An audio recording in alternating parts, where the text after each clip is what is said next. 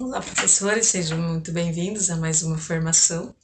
Eu sou a Gidiane Xavier, sou PCN de Educação Especial e hoje vamos trabalhar um pouquinho aí sobre a construção dos roteiros de atividades, né, com adaptações de acesso, as adaptações curriculares. Então eu trago para vocês algumas ideias, sugestões do dia a dia aí, né, das atividades práticas com os alunos. Espero poder ajudar vocês nesse distanciamento, né, que é tão difícil trabalhar com os alunos, mas eu trago para vocês aí algumas formas de a gente conseguir contribuir com esses alunos, né, e trazer um melhor aprendizado para todos os alunos.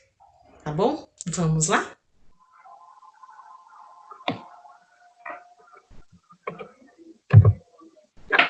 Muito bem, professores, para iniciarmos, gostaria que vocês refletissem um pouquinho com as palavras da Clarinha. Eu acho que vocês vão gostar. Vamos ver ouvi-la, né? A reflexão que ela. Ana Paula, tudo bom? Eu sumi. Porque eu fiquei doente. E tive que parar um pouquinho de fazer vídeo pra me recuperar. E também porque eu tinha que realimentar minha cabeça. Então fui atrás de conteúdo, de leitura, de alimento intelectual. E eu parei um pouquinho. Mas está de volta. Se aceitar e se conformar. Qual é a diferença entre os dois?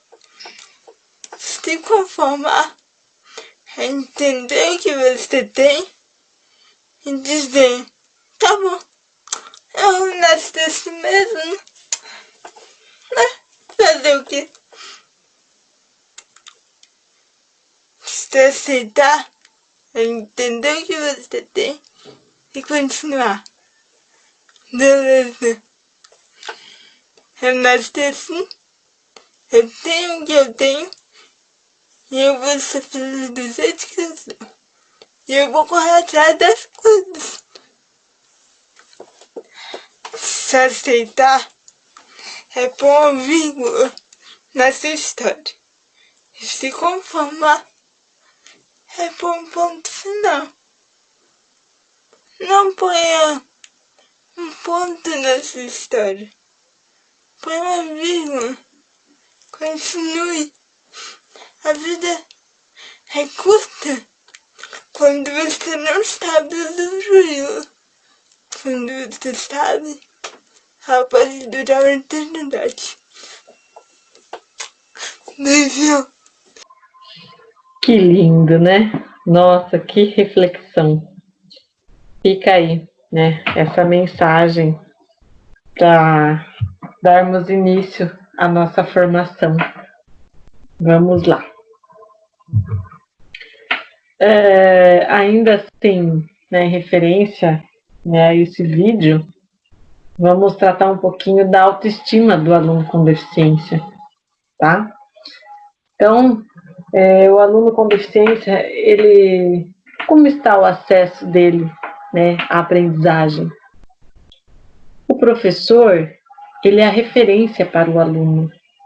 Então, muitos alunos têm não têm uma família totalmente estruturada, ele tem algumas dificuldades, enfim, por diversos motivos. O professor é a referência para aquele aluno.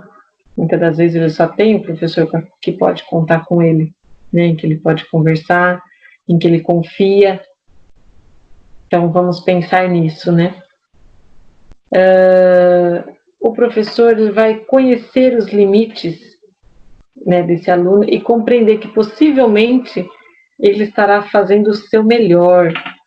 Às vezes é uma atividade simples que o professor recebeu, uma devolutiva simples, mas ele deu o seu melhor para fazer aquela atividade.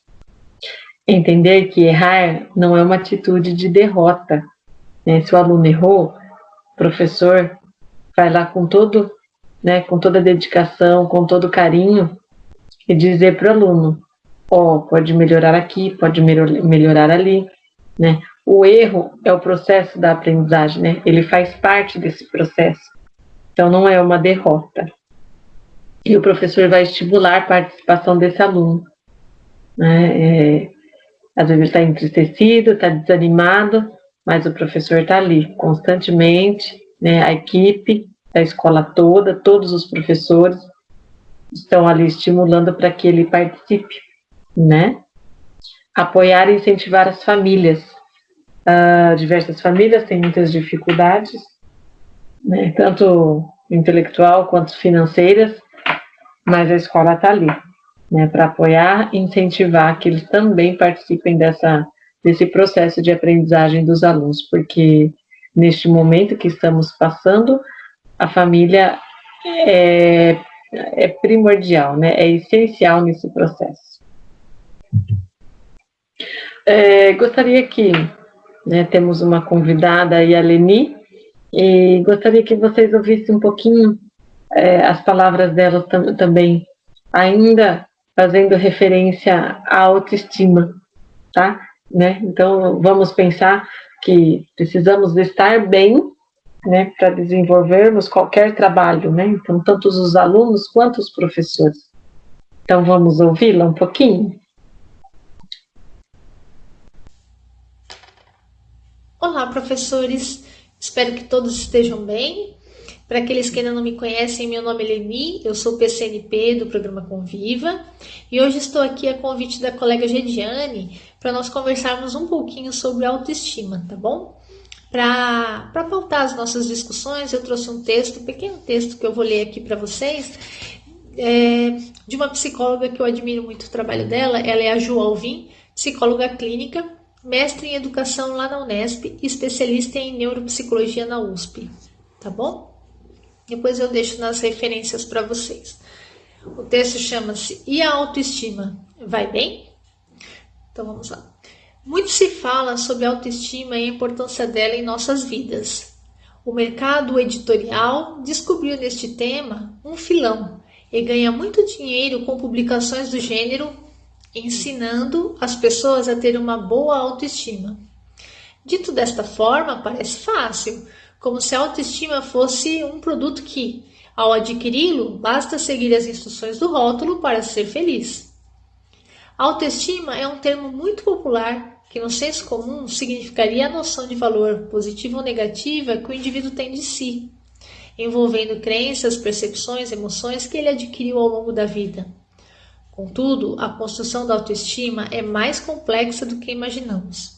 Sua origem é na infância, nas relações que são estabelecidas, inicialmente com os pais. Assim, para que o indivíduo desenvolva uma boa autoestima, é necessário desde cedo que os pais valorizem as conquistas que a criança tem, para que se sinta amada pelo que é, porém sem deixar de impor limites aos seus comportamentos negativos.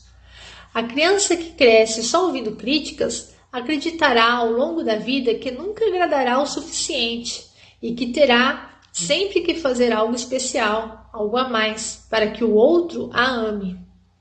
Em uma sociedade que dita padrões de sucesso para a carreira, para o corpo perfeito, para os relacionamentos afetivos, a comparação com o outro é sempre maléfica. Só que não existem padrões. O ser humano, ele é único e são as diferenças entre as pessoas que possibilitam trocas e o crescimento do ser humano. É comum as pessoas prestarem atenção na maneira como os outros a tratam, mas não observam como se tratam, como proporcionam atenção e carinho a si mesmos. E uma autoestima considerada saudável inclui o reconhecimento das próprias emoções, de quais são seus pontos fortes, seus pontos fracos, para atingir o equilíbrio. Portanto, a conquista de uma boa autoestima não se resume na repetição de frases positivas, na maioria das vezes automaticamente.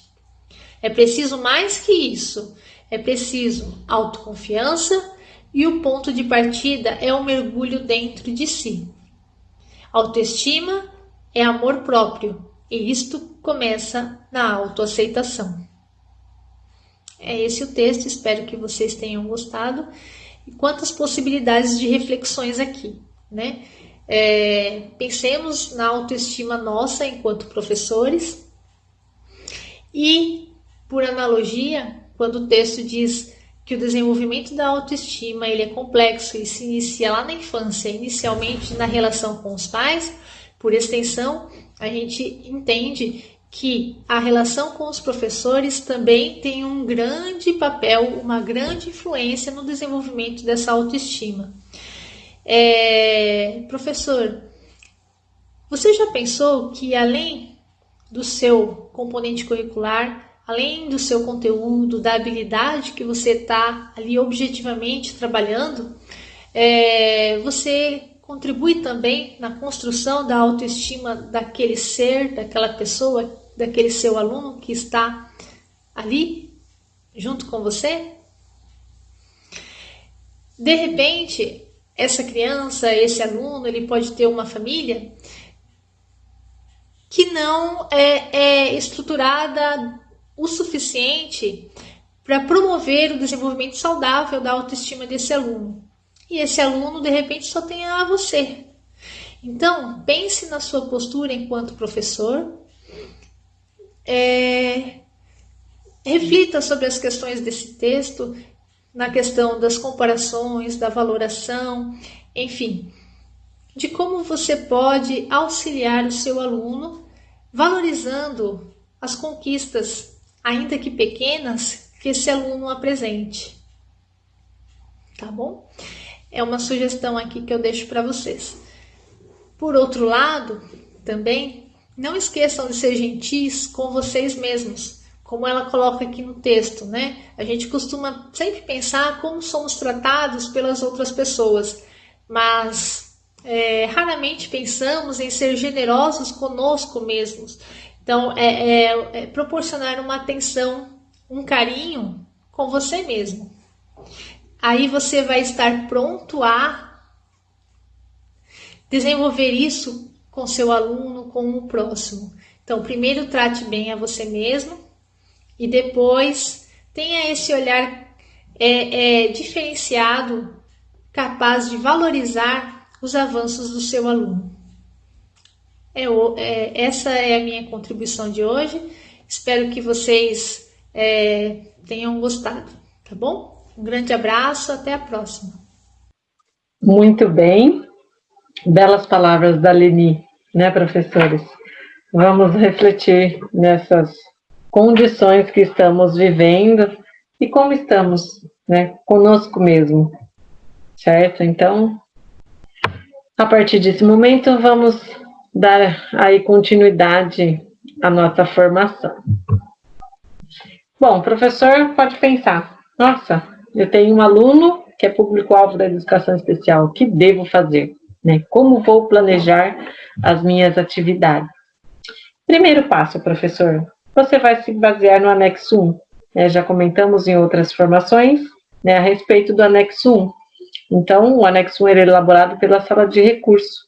E o professor também vai se basear nas suas experiências e observações que ele tem do aluno.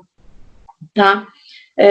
Então, basicamente, 3 itens, né, que o professor vai observar. Né, o que o aluno precisa aprender? Como e quando aprender? Como e quando avaliar? Então, o professor vai se organizar a partir desses itens. Tá joia? O anexo 1, né, a elaboração, que é a avaliação inicial, ela é feita pelo professor da sala de recursos. Se a escola, né, não tem sala de recursos, ou o aluno ainda não tem esse documento, a sala de recursos deverá providenciar o mais rápido possível, mas se não tem, o professor vai se pautar nos documentos que ele traz aí de outras escolas, de outros relatórios, né, documentos médicos, enfim.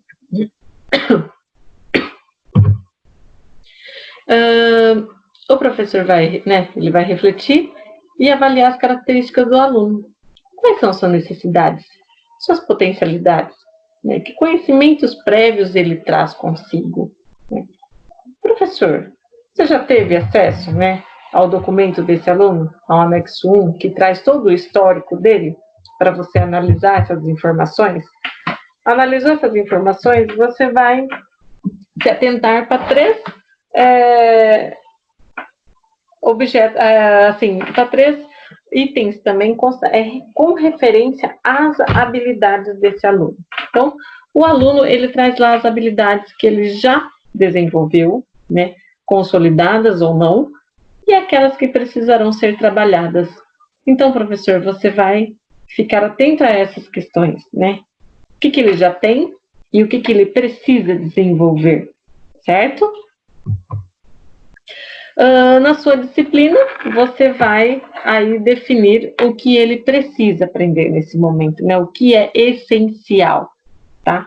Né? Vai levar em consideração aí os objetos de conhecimento que precisam ser trabalhados, e você vai priorizar, né, aquilo que é funcional e prático, tá? E não acadêmico, formal e abstrato. Então, para o aluno com deficiência, você vai priorizar os conteúdos que fazem referência, né? Que traz aí uma funcionalidade, né? Uma praticidade para a vida diária desse aluno, tá? Definir ali o que ele precisa aprender, eu estou definindo o objetivo, né, que eu preciso alcançar com esse aluno. Definir os objetivos, você vai selecionar as atividades, os materiais e os recursos necessários, né, que faça um complemento nessa atividade. Professor, mas não se esqueça de levar em consideração, né, o que esse aluno, ele é autônomo, ele consegue executar sozinho, ele tem apoio da família em casa, né, tem acesso a computador, a celular, tá? Né, ou ele precisa de material impresso. Os alunos, eles podem fazer uso de material impresso, né, de recursos impressos. A escola que identificar esse aluno que não tem a possibilidade de estar fazendo por meio, né, do ensino remoto, pode estar providenciando impressões. E aí, elaborar atividades, elaborar apostila, né, disponibilizar sim, né, via e-mail, enfim, para esse aluno, mas seguindo todos os protocolos aí de segurança, a família poderá retirar na escola o material produzido, tá? Recursos digitais, né, e-mail, WhatsApp, redes sociais, videochamadas, videoaulas, enfim, diversos aí sugestões que o professor pode lançar mão, né, criatividades em recursos de plataformas digitais, livros físicos, digitais, aplicativos de celular, enfim, tudo que for acessível e produtivo ao aluno, o professor pode ter acesso, tá bom? Os alunos com DI e autismo, né, que tiveram maior comprometimento e não forem alfabetizados, o professor poderá gravar vídeos, né, gravar aulas para ter devolutiva desse aluno, também pode ser em vídeo. Alunos com baixa visão, né, seguimos aqui algumas recomendações. Material ampliado, o professor pode usar, né, fonte que é o mais indicado, é fonte Verdana, Arial ou a fonte tamanho 24, tá? A impressão em papel mínimo 90 gramas, se for frente e verso, o ideal é 120, certo? Não usar itálico e negrito, somente o essencial, se for muito necessário. Espaçamento, tá? Entre palavras e linhas. Figuras com pouco detalhes, contrastes intensos, cores vivas, tá? Descrever, usar legendas se houver imagens, sempre usar a letra da cor preta, tá? Sugestões para deficiência visual, né? Alunos cegos, audiobooks, videoaulas com audiodescrição, não precisa ser aquela audiodescrição perfeita, profissional, né? Mas o que o professor aí conseguir fazer uma descrição do que está sendo passado, isso vai auxiliar o aluno na compreensão. Áudios, tá? Sugestões de vídeos da internet, ficar atento também a essas sugestões de vídeo, né, se estão acessíveis, E tudo que for prático, né, materiais táteis e o que ele pode fazer de atividades práticas na casa. Atividades impressas, que podem ser retiradas da escola, né, elaborar, produzir materiais com relevos, desenho com barbantes, utilizar sementes, cereais, folha seca, enfim, que o professor aí tiver de criatividade, que o aluno consiga tatear, né, manusear esse material. A elaboração desse material, o professor auxiliar poderá, né, ajudar nessa elaboração, estar confeccionando esse material, tá?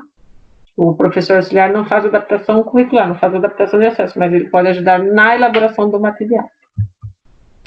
Temos aqui um exemplo de atividade, né, que é um mapa de biomas brasileiros, utilizando aí grãos para o aluno ter acesso, né, fazer, né, tatear esse mapa para compreender melhor. Então, desenho do mapa do Brasil, representando os biomas brasileiros, colagem com grãos de arroz para representar a Amazônia, feijão para o Cerrado, algodão para a Caatinga, pipoca para a Mata Atlântica, palitinhos para representar o Pantanal e macarrão para o Pampa. Essa é uma sugestão. Mais uma sugestão, né, do desenho do ciclo da água. Desenho do ciclo da água, para representar a vegetação. Foi colado grama, EVA para o rio, pedrinhas, areia artificial colorida e terras para representar o solo. Então, algodão para as nuvens e tinta relevo, cola colorida, para a chuva e o sol. Aqui também uma sugestão, né, de gráfico de setores, feito aí com de vários EVAs, né, de texturas diferentes. Então, o gráfico de setores. Para informar, distribuir o percentual de cada item, foi utilizado diferentes tipos de EVAs, tais como liso, glitter com glitter e felpudo. Então, utilizou a professora nesse gráfico, né, de setores, a professora utilizou texturas diferentes de EVA, mas o professor ele pode sugerir outros tipos de materiais para elaborar, por exemplo, um gráfico desses, certo? Temos aqui alguns exemplos, né, de habilidades que contemplam essa atividade. Então, temos aí do material do Aprender Sempre, do segundo bimestre, do 8º, 9º e 9º ano. Então, identificar e interpretar informações transmitidas por meio de tabelas e gráficos, né, do 9º ano. Resolver problemas que envolvam informações apresentadas em tabelas e gráficos. Também do 9º ano. Escolher e construir o gráfico mais adequado, colunas, setores, linhas, com ou sem uso de planilhas eletrônicas, para apresentar um determinado conjunto de dados, destacando aspectos como as medidas de tendência central, certo? Aqui também temos a figura do material geoplano, né, com alguns desenhos ali feitos, com algumas formas geométricas, e as habilidades do 6º, 7º ano e 8º ano que contemplam essa atividade. Aqui um recorte do material do professor, né, do segundo bimestre, que também vem aí com uma sugestão de adaptação curricular. Joia? Temos aqui uma imagem da situação de aprendizagem 4, né, do material do aluno, e uma imagem aí utilizando também o geoplano, feitos de figuras geométricas, né, em que a professora utilizou, a professora de artes, né, que ela propôs aos seus alunos que criassem um desenho, utilizando o geoplano, e utilizando diversos polígonos, né. Então, o aluno aí construiu uma casinha, né, figuras geométricas, enfim, é uma possibilidade, né, de uso desses recursos. Temos aqui o trabalho com plano cartesiano, material produzido com tampinhas de garrafa PET e caixinha de ovos. Então, temos 3 imagens, né, 2 imagens de caixinhas de ovos, representando um plano cartesiano, né, com cartõezinhos, números colados, e as tampinhas também para representar números, né, tampinhas de garrafa. Temos aqui sugestões de habilidades essenciais, né, do segundo bimestre, né, dos anos finais, né, do fundamental, que o professor pode estar analisando essas habilidades e, dentro dessas habilidades, ele criar aí recursos, né, elaborar recursos ou sugerir materiais que possam complementar a aprendizagem desse aluno. Habilidades essenciais, segundo bimestre, né, do ensino médio, primeira, segunda e terceira série do ensino médio, algumas sugestões de habilidades, né, que o professor pode também propor, né, recursos táteis, né, visuais, de melhor compreensão na hora do aluno executar a atividade. Ainda algumas sugestões, né, de habilidades do material Aprender Sempre, do segundo bimestre, da segunda e terceira série do ensino médio.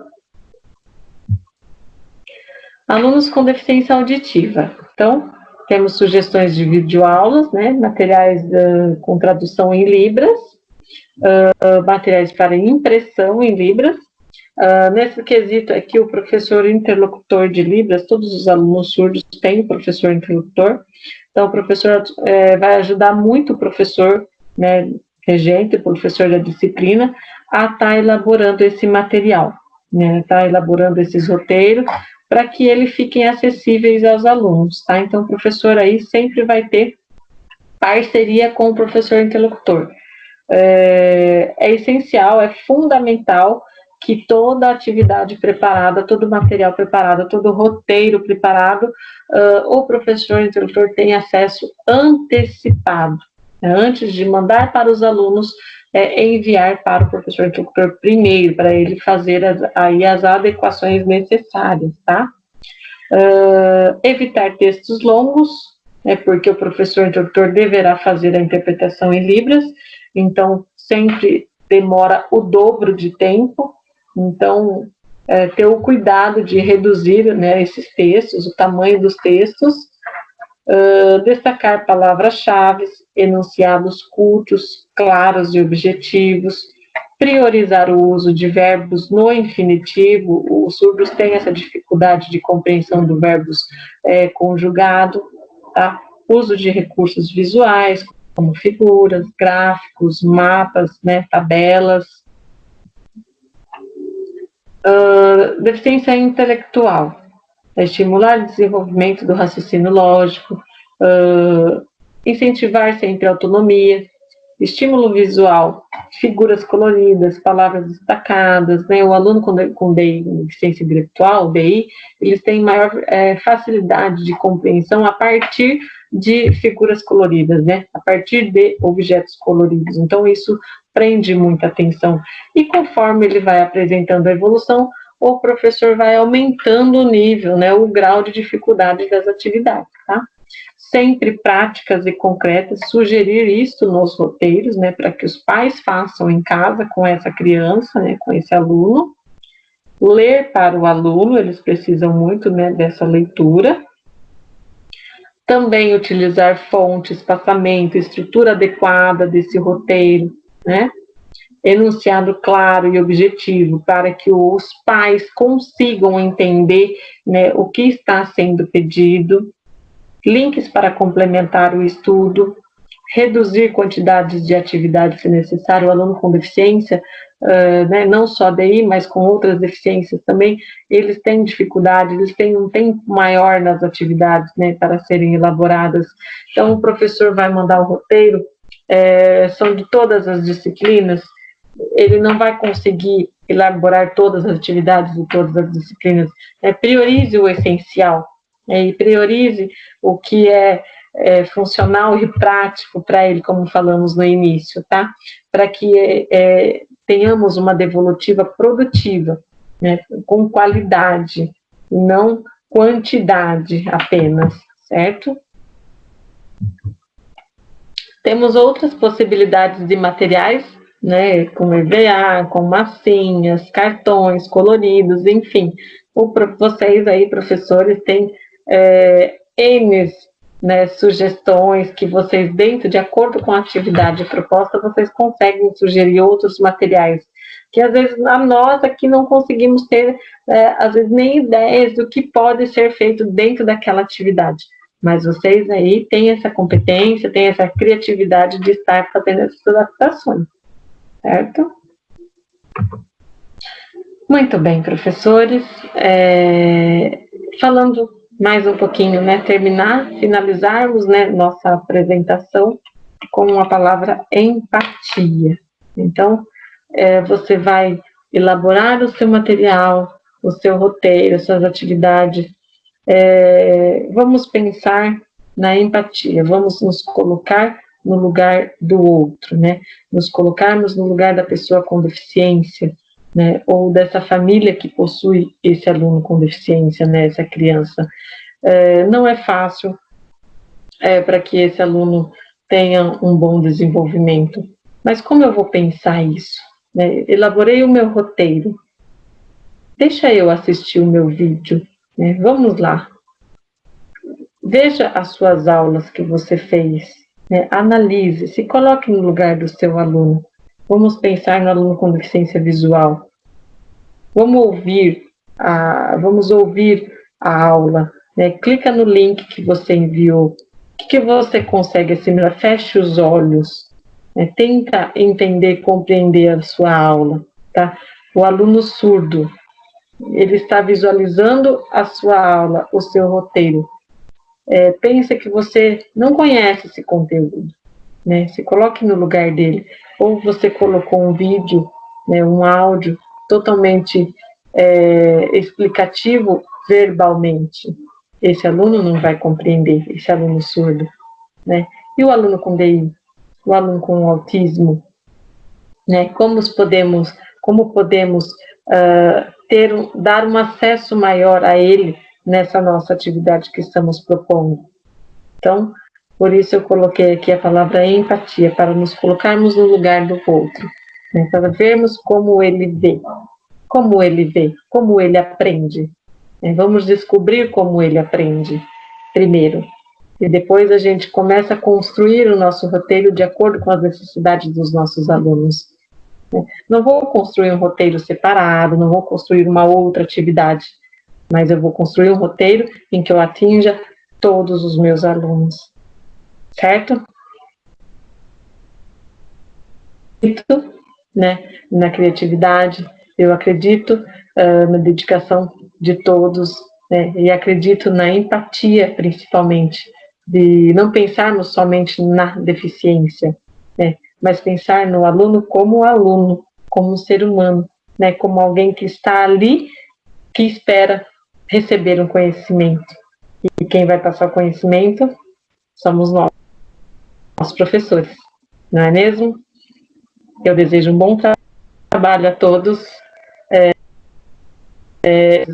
Se precisarem, tenham o meu contato, estaremos participando aí juntos na interação. E eu agradeço, bom trabalho a todos e até uma próxima.